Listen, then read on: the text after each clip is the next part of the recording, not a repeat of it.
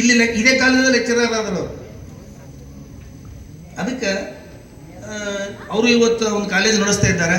ನಾವೆಲ್ಲರೂ ವಿನಂತಿ ಏನಂದ್ರೆ, ನಾವು ಹೆಚ್ಚಾಗಿ ಕೋಮುವಾದದ ಕಡೆಯನ್ನು ಒಲಿತಾ ಇದ್ದೀವಿ. ಅದು ಕಡಿಮೆ ಆಗಬೇಕು ಅಂತ ಶಿಕ್ಷಣ ಬರಬೇಕು. ಇವತ್ತು ಬಹುತೇಕ ಸ್ವಾಮಿಗಳಿದ್ದರು ಮೂರಟಿಗೆ ಒಂದು ವೇದಿಕೆಯಲ್ಲಿ. ಕೊರೋನಾ ಇತ್ತವಾಗ ಎಲ್ಲರೂ ಕೊರೋನಾ ಬಗ್ಗೆ ವೈರಸ್ ಹರಡ್ತಾ ಇದೆ ಅಂತ ಹೇಳಿದ್ರು. ನಾವೊಂದು ಮಾತು ಹೇಳಿದೆ, ಕೊರೋನಾ ವೈರಸ್ ಇವತ್ತು ಹರಡ್ತಾ ಇದೆ, ನಾಳೆ ಹೋಗ್ತದೆ ಸರ್. ಆದರೆ ಈ ದೇಶದಲ್ಲಿ ಕೋಮುವಾದ ವೈರಸ್ ಏನು ಹರಡ್ತಾ ಇದೆ ಅದು ಕಡಿಮೆ ಮಾಡಲು ಪ್ರಯತ್ನ ಮಾಡಬೇಕಾಗಿದೆ ನಾವು ಅಂತ ಎಲ್ಲ ಸ್ವಾಮಿಗಳು ಪಾಟೀಲ್ರು ಭಾಳ ಚಲೋ ಹೇಳಿದ್ರು ಅಂತ ಹೇಳಿ ನನ್ನ ಬಗ್ಗೆ ಹೇಳಿದ್ರು ಅವರು. ಯಾಕಂದ್ರೆ ಆ ವೈರಸ್ ಹೋದಾಗ ಮಾತ್ರ ನಮ್ಮ ದೇಶ ಆರೋಗ್ಯವಾಗಿರ್ತದೆ. ಆ ವೈರಸ್ ಕೆಡಿಸ್ತಾ ಇದೆ ನಮ್ಮ ದೇಶದ ದೇಹವನ್ನು, ನಮ್ಮ ದೇಶದ ಆಂತರಿಕ ವ್ಯವಸ್ಥೆ ಕೆಡಿಸ್ತಾ ಇದೆ. ಇನ್ನು ಎಲ್ಲರಿಗೂ ಒಂದು ನಾನು ಕೊನೆ ಮಾತು ಹೇಳಿ ನಾನು ಮಾತು ಮುಗಿಸ್ತೀನಿ. ಗುರಿ ಬೇಕು, ಗುರಿ. ಮುಂದೆ ಗುರಿ, ಹಿಂದೆ ಗುರು. ಮುಂದೆ ಗುರು ಇರೋದಿಲ್ಲ ಯಾವಾಗಲೂ. ಗುರು ಹಿಂದೆ ತಳ್ತಿರ್ತಾರೆ. ಮುಂದೆ ಗುರಿ ಇಡಬೇಕು, ಹಿಂದೆ ಗುರಿ. ಒಂದು ನನ್ನ ಜೀವನದ ಒಂದು ವಿಷಯ ಹೇಳಿ ಮುಗಿಸ್ತೀನಿ. ಭಂಡಾರಿ ಸರ್ ಬಗ್ಗೆ ಹೇಳಿದೆ ಆಗಲಿ. ನಾವು ಬಿಜಾಪುರಕ್ಕೆ ಹೋದಾಗ ಭಂಡಾರಿಯವರು 4ನೇ ವ್ಯಕ್ತಿ ಪರಿಚಯ ನನಗೆ. ಜಾಗೀರ್ದಾರ್ ಅಂತ ಹೇಳಿ ನಮ್ಮ ಗೆಳೆಯರಿದ್ದರು, ಅವ್ರ ಮನೆ ಪಕ್ಕಕ್ಕೆ ಅವ್ರು ಇರ್ತಿದ್ರು. ಅವರು ಹೇಳಬೇಕಾಗಿತ್ತು, ಯಾಕೋ ಹೇಳಲಿಲ್ಲ. ಅವರು ಬಿಜಾಪುರದಾಗ ಬಾಡಿಗೆ ಸೈಕಲ್ ಕೊಡ್ಬೇಕಾದ್ರೆ ಅವರೇ ಬಂದು ಪರಿಚಯ ಹೇಳಿಸ್ತಿದ್ರು ನಮಗೆ. ಇವ್ರಿಗೆ ಬಾಡಿಗೆ ಸೈಕಲ್ ನಮ್ಮ ಪರಿಚಯದವ್ರು ಅದಾರ ಕೊಡ್ರಿ ಅಂತೇಳಿ. ಬಾಗಮಾರ ಅಂತೇಳಿ ಮುಸ್ಲಿಂ ಸಮಾಜದವರೇ ಸೈಕಲ್ ಅಂಗಡಿತ್ತು. ಹಮಾರ ಪಚಾನ್ಕೆ ದೇವ್ ಅಂತ ಹೇಳ್ತಿದ್ರು. ಅವರು ಪ್ರತಿ ಸಲ ಹೇಳ್ತಾರೆ, ಯಾಕೋ ಮರೆತರು ಅವರು. ಆ ಸ್ಟೇಜಿಗೆ ಇದ್ದ ಮನುಷ್ಯ ಇವತ್ತು ವೇದಿಕೆ ಮೇಲೆ ಇದ್ದವ್ರಿಗೆಲ್ಲ ಗೊತ್ತಿದೆ. ನನಗೆ ಇಡೀ ಜಿಲ್ಲೆಯಲ್ಲಿ ಗುರುತಿಸ್ತಾ ಇದ್ದಾರೆ. ಇವತ್ತು ಎಸ್ ಎಂ ಪಳ್ಳಿ ಗಣ್ಯರು ಅಂದ್ರೆ ಪ್ರತಿಯೊಬ್ಬನು ಮುಖ ನೋಡಿದವರು, ಮುಖ ನೋಡ್ಲಾರ್ದವ್ರಿಗೆ ಗುರುತಿಸ್ತಾರೆ. ಯಾಕೆ ಗುರುತಿಸ್ತಾರೆ ಅಂತ ಕೇಳಿದ್ರೆ, ನಾ ಎತ್ತರ 6 ಫೂಟ್ ಇದ್ದೀನಿ, ನನ್ನ ಬಳಿ ಗಾಡಿ ಓಡಾಡತ್ತಲ್ಲ. ನಮ್ಮ ಸಂಪರ್ಕಗಳು, ನಮ್ಮ ಜನರ ಜೊತೆ ನಾವು ಯಾವ ಥರ ಇದ್ದೀವಿ. ನಮ್ಮ ತಲೆ ಕೋಮು ಭಾವನೆನೇ ಇಲ್ಲ, ಜಾತಿ ವಿಚಾರ ಮಾಡಲಿಲ್ಲ. ನಮ್ಮ ಸಂಗಣ್ಣವ್ರು ಕೂತಾರಲ್ಲಿ ಗೊತ್ತಿದ್ದವ್ರಿ, 24 hours ಇರ್ತೀವಿ ನಾವು. ಅದಕ್ಕೆ ನಾವು ಒಂದು ಒಳ್ಳೆ ಗುರಿ ಇರಬೇಕು. ಇನ್ನು ಛಲ ಹೆಂಗಿರ್ಬೇಕಂತ ಕೇಳಿದ್ರೆ ವಿದ್ಯಾರ್ಥಿಗಳು ಕೇಳಬೇಕು. ಈ ಮಾತು ಛಲ ಹೆಂಗಿರ್ಬೇಕಂದ್ರೆ ನಾವು ಏನಾದರೂ ಮಾಡಿ ಯಶಸ್ವಿ ಆಗಬೇಕು. ಬರೀ ನೌಕರಿನೇ ಮಾಡಬೇಕು ಅಂತಿಲ್ಲ, ಬರೀ ಡಾಕ್ಟರ್ ಆಗ್ಬೇಕಂತಿಲ್ಲ, ಇಂಜಿನಿಯರ್ ಆಗ್ಬೇಕಂತಿಲ್ಲ. ಜೀವನದಲ್ಲಿ ನಾನು ಯಶಸ್ವಿ ಜೀವನ ನಡೆಸಬೇಕು, ಯಶಸ್ವಿ ಮಾನವ ಆಗ್ಬೇಕಂತಿರ್ಬೇಕು. ಇಲ್ಲೊಂದು ರೋಡಲ್ಲಿ ಕೋರ್ಟ್ ಮುಂದೆ ರೋಡ್, ದೊಡ್ಡ ರೋಡ್ ನೋಡ್ರಿಲ್ಲ, ಆ ರೋಡಿನಿಂದ ನಾವು ನಡ್ಕೊತ ಹೋಗ್ತಿದ್ದೆವು ಗಣ್ಯಾರ್ಕ ದಿನ. ಒಬ್ಬ ಬಡಗೇರಿ ಶ್ರೀಶೈಲ ಅಂತ ನಮ್ಮ ದೋಸ್ತಿದ್ದ. ಭಾಳ ಸಲ ಹೇಳೀನಿ, ಇದನ್ನು ಹೇಳ್ತೀನಿ, ಯಾಕಂದ್ರೆ ನಿಮ್ಮ ಸ್ಫೂರ್ತಿ ಬರಲಿ ಅಂತ ಹೇಳ್ತೀನಿ ನಾನು.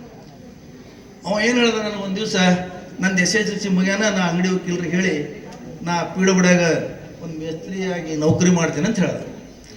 ನೀ ಏನು ಮಾಡ್ತೀನಿ ಅಂತ ಕೇಳ್ದೆ ನನಗೆ. ನಾ ಗೌಡ್ರಿದ್ದೇವಲ್ಲ, ನಾವು ನೌಕರಿ ಮಾಡ್ತೇನೆ ಅಂತ ಹೇಳಿದೆ. ನಾವು ಗೌಡ್ರಿದ್ದೀವಿ, ನೌಕರಿ ಮಾಡಲ್ಲ ಅಂತ ಹೇಳಿದೆ. ಮತ್ತೇನು ಮಾಡ್ತೀವಿ ಅಂತ. ಗೌಡ್ರಿದ್ದೀವಲ್ಲ, ಅವಾಗೇನು ಮೋಟ್ರ್ ಸೈಕಲ್ ಅಂದ್ರೆ ಈಗ ಹೆಲಿಕಾಪ್ಟರ್ ಇದ್ದಂಗೆ. ಅದು ಮೋಟ್ರ್ ಸೈಕಲ್ ಮೇಲೆ ತಿರುಗಾಡ್ತೀನಿ ನಾನು, ನೋಡಕತ್ತಿ ಅಂತ ಹೇಳಿದೆ. ಮಳಸೊಳೆ ಮಗನ ಕಾಲ ಚಪ್ಪಲಿಲ್ಲ, ಮಾವನ ಮನೆಗೆ ಊಟ ಮಾಡ್ತೀವಿ, ಮಾದ್ರ ಮನೆಗೆ ಊಟ ಮಾಡ್ತೀವಿ, ಕಾಲ ಚಪ್ಪಲಿಲ್ಲ, ಮೋಟ್ರ್ ಸೈಕಲ್ ಮೇಲೆ ತಿರುಗಾಡ್ತಾನತ್ ಮಗ ಮಾತಂದು. ಇಬ್ಬರೇ ಇದ್ವಿ, ಭಾಳ ಗೆಳೆಯರು. ಆಗಿನ ಗೆಳತಾನೆ ಈಗಿನ ಗೆಳತಾನಿಲ್ಲ, ಆಗಿನ ಹುಡುಗರು ಗೆಳತಾನೆ ಈಗಿಲ್ಲ ಹುಡುಗರು. ಇದು 70ನೇ ಇಸ್ವಿ ಮಾತು, 69 72ರಾಗೆ ನನ್ನ ಕೈಗೆ ಮೋಟ್ರ್ ಸೈಕಲ್ ಬಂತು. ಅದು ನಂದು ಇನ್ನೊಬ್ಬರದು ಸಂಬಂಧ ಇಲ್ಲ, ನನ್ನ ಕೈಗೆ ಮೋಟ್ರ್ ಸೈಕಲ್ ಬಂತು. ಅವು ಹಾಗೆ ಪ್ರಮೋಷನ್ ಹಾಕೋತ ಕಾರ್ ಬಂದು ಎಲ್ಲ ಏನೋ ಆಯ್ತು. ಒಟ್ಟು ಮುಂದೆ ಏನೇನು ಮಾಡಿದೆವು. ಕೊನೆಗೆ ಅನಿವಾರ್ಯ ಇಂಥ ಪರಿಸ್ಥಿತಿ ಬಂತು. ನೌಕರಿ ಮಾಡಲ್ಲ ಅನ್ನೋ ಮನುಷ್ಯ ನೌಕರಿ ಬೇಕಾಯ್ತು. ಯಾಕಂದ್ರೆ ಪರಿಸ್ಥಿತಿ ಹಂಗೆ ಕಠಿಣ ಬಂತು. ನನ್ನ ಗುರಿಗೆ ದೇವರು ನೌಕರಿ ಕೊಡಿಸ್ಲಿಲ್ಲ ನನಗೆ. ಒಬ್ಬರು ಮನ್ಯಾಗ 3 ತಿಂಗಳು ಊಟ ಮಾಡಿ, ಸಿರ್ಸಂಗಿ ಒಳಗೆ 3 ತಿಂಗಳು ಊಟ ಮಾಡಿ, ಮುಜಾವರ್ ಅಂತ ರಾಂಪುರದವರು ನೌಕರಿ ಸಲಗಿದ್ದವ್ರ ಮನ್ಯಾಗ ನೌಕರಿ ಸಿಗಲೇ ಇಲ್ಲ. ಯಾಕಂದ್ರೆ ನಾ ದೇವ್ರನ್ನ ನಿನ್ನೆ ನೌಕರಿ ಬೇಡ ಮಗನ ಅಂತ ಹೇಳ, ನಾವ ಹೆಂಗೆ ನೌಕರಿ ಕೊಡ್ತಾನೆ ದೇವ್ರ. ಮುಂದೆ ಬಂದು ವಾಪಸ್ ಇವರು ದೊಡ್ಡಪ್ಪವ್ರು ಕಾಂಟ್ರಾಕ್ಟ್ ಮಾಡ್ತೀವಿ ಚಂಪಂಡೆ. ಅಲ್ಲಿ ಬಂದು ಕಾಂಟ್ರಾಕ್ಟ್ ಮಾಡೋಕೆ ಏನೇನು ಮಾಡ್ಬೇಕಂದ್ವಿ. ಕಾಂಟ್ರಾಕ್ಟ್ ಚಾಲೂ ಮಾಡಿದ್ವಿ. 64 ಜನ ನಾನು ನೌಕರಿ ಕೊಡಿಸಿದೆ. ನನಗೆ ನೌಕರಿ ಸಿಗಲಿಲ್ಲ. 64 ಜನರನ್ನು ಕೊಡಿಸಿದೆ. ಇಲ್ಲಿ ಬಹುತೇಕ ಈ ಸಂಸ್ಥೆಯಲ್ಲಿ ಬಂದು ಸುಮಾರು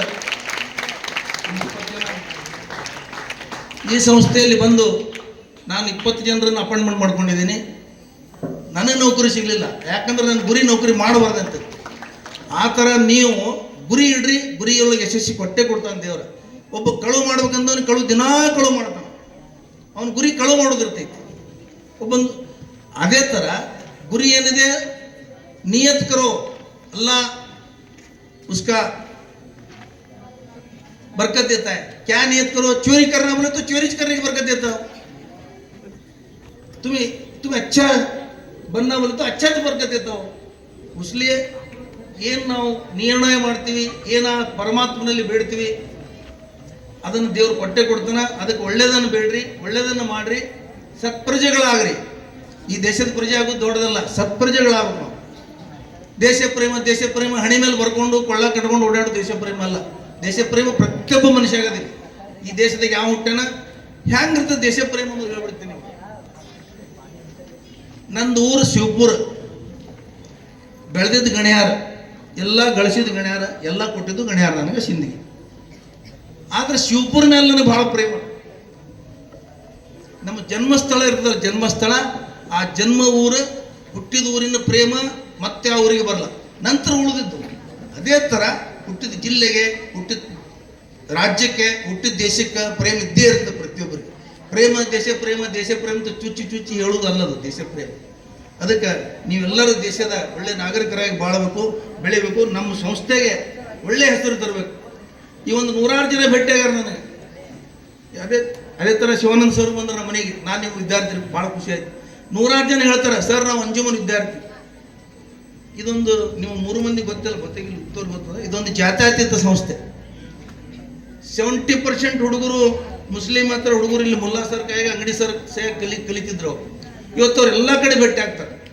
ಒಂದ್ಸಲ ಏನಾಯ್ತು ಸರ ಮುತ್ತೆಯವರ, ನಾನು ಶಿರಾ ಹತ್ರ ಬಸ್ ತಪ್ಪಿಸ್ಕೊಂಡ್ಬಿಟ್ಟೆ. ನಾ ಒಂದಕ್ಕೆ ಹೋಗಿನೇ ಅವು ಬಸ್ನಾಗ ಚಾಲು ಮಾಡ್ಕೊಂಡು ಹೋಗ್ಬಿಟ್ಟ. ಶಿರಾದಿಂದ ಆ ಹಳ್ಳಿಗೆ ಹೋಗಿ ಆ ಹಳ್ಳಿದಿಂದ ಶಿರಾ ಮೇಲೆ ಮುಟ್ಟಬೇಕು. ಹೆಂಗೆ ಹೋಗಿ ಮುಟ್ಟಿದ್ರೆ ಅಲ್ಲಿ ಕಂಡಕ್ಟರ್ ಇದ್ದ, ಸರ್ ಈ ಕಡೆ ಬರ್ರಿ, ಸರ್ ಈ ಕಡೆ ಕೊಡ್ರಿ. ನನಗೆ ಯಾಕೆ ಕರೀತಾನೆ ಇವ ಕಂಡಕ್ಟ್ರ ಮತ್ತು ಬಸ್ ಅದು, ಮತ್ತು ಸುಮ್ಮನೆ ನನಗೆ ಸೀಟ್ ಸಿಕ್ಕರು ಕೊಡ್ತೀನಿ, ಕೊಡಿ ಕುಂದ್ರಿಸದ. ಸರ್ ನನಗೆ ವಿದ್ಯಾರ್ಥಿ ರೀ ಅಂತ ನಾವು ಕೈ ಮುಗಿದು ಅಂದ್ರೆ ಖುಷಿ ಆಯ್ತು ನಮಗೆ. ಹಿಂಗೊಂದು 100 ಜನ ಭೇಟಿಯಾಗಾರ. ನಾವು ಅಂಜುಮನ್ ವಿದ್ಯಾರ್ಥಿ ಅಂತೇಳಿ, ಅಂಜುಮನ್ ಸಂಸ್ಥೆ ಒಂದು ಇಂಥ ಒಂದು ಭೂಮಿ, ಇದು ಗುಣ ಅದ. ಇಲ್ಲಿ ಕಲ್ತವ್ರೆಲ್ಲರೂ 90% ಜನ ನಮ್ಮಲ್ಲಿ ಐ ಟಿ ಐದಾಗ ಕಲ್ತವ್ರು ಎಲ್ಲರೂ ಬಹುತೇಕ ನೌಕರಿ ಆಗ್ಯಾರ. 95% ಎಲ್ಲ ಶಿವಾನಂದ ಸರ್ ಅದಕ್ಕೆ ಒಂದು ಪ್ರೂಫ್. ಇವತ್ತು ಪ್ರಿನ್ಸಿಪಾಲ್ ಅವರು ಇಲ್ಲಿ ಕಲ್ತವ್ರು ಎಲ್ಲರೂ ಮುಲ್ಲಾ ಸರ್ ಆಶೀರ್ವಾದ, ಅಂಗಡಿ ವಕೀಲರ ಆಶೀರ್ವಾದದಿಂದ ಅವರೆಲ್ಲರೂ ಇಲ್ಲಿ ಏನು ಪ್ರಾರಂಭ ಆಗ್ಯದ. ನೀವು ಯಶಸ್ವಿ ಆಗೇ ಆಗ್ತೀರಿ ಅಂತ ಹೇಳಿ ಯಶಸ್ವಿ ಆಗಲಿಕ್ಕೆ ಹಾರೈಸಿ ನಾನು ಮಾತನ್ನು ಮುಗಿಸುತ್ತೇನೆ. ಜಯ ಭಾರತ್, ಜಯ.